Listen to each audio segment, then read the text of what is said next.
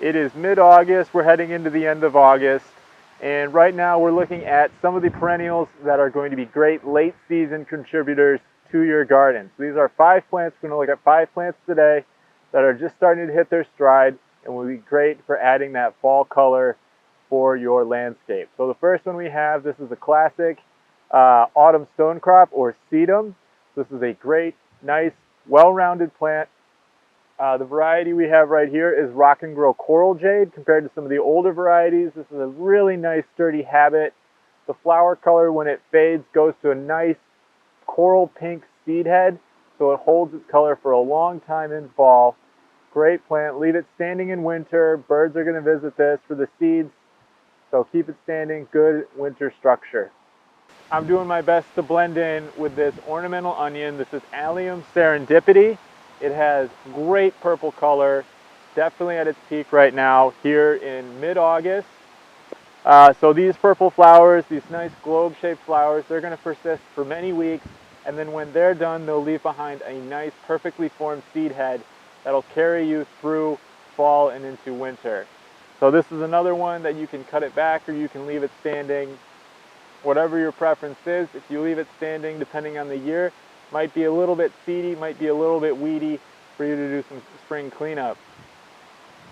However, the advantages of this plant far outweigh any little bit of weeding you might have to do. This is in the onion family. It is great for deer and rabbit resistance. You are not going to find this plant getting bothered. It has great drought resistance. It does great in the heat. Look at it, here we are at the end of summer and it's held up through that summer heat perfectly.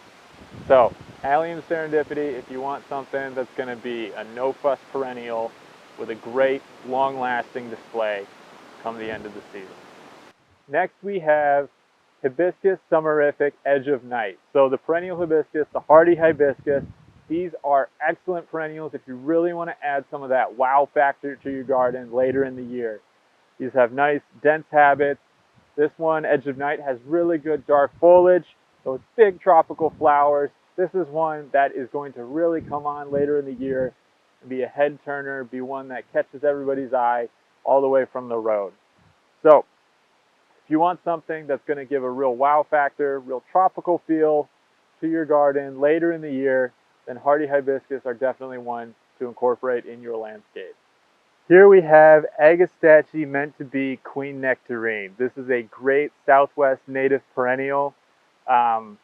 Key characteristics of this plant is going to be its drought resistance, its heat tolerance.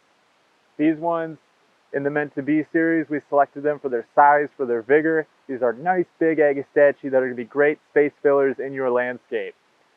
So, with that extra size and vigor, we do have a zone 5 hardiness on these. Most Agastache you see zone 6. In order to keep these things overwintering though, we do recommend that you keep them in a spot that gets good drainage. So the one thing that Agastache hate is that winter wet. If they're sitting wet all winter long, they're probably not going to come back for you the following year. So keep them well drained, you'll keep them happy, keep them looking beautiful, and bring in pollinators, hummingbirds to your garden. So next up we have Pennisetum Prairie Winds Lemon Squeeze. So on a windy day like this in the gardens, ornamental grasses are an excellent perennial to have in your landscape.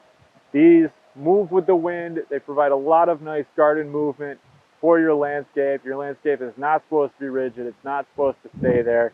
So when you get the wind coming through and you get this garden movement, it's great for adding texture to your landscape. Beyond that, this grass has absolutely beautiful foliage. So it comes up nice, bright chartreuse yellow, nice electric color in early spring. And then once you get into mid-August, you're going to get these nice dark seed heads that are just mounded right over the foliage.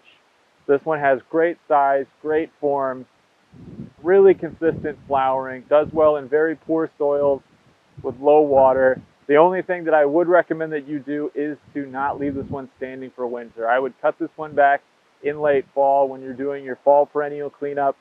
That way you're taking the seed heads away. You're not going to have as much seed getting into your garden, into your lawn, and popping up and getting all of these volunteers.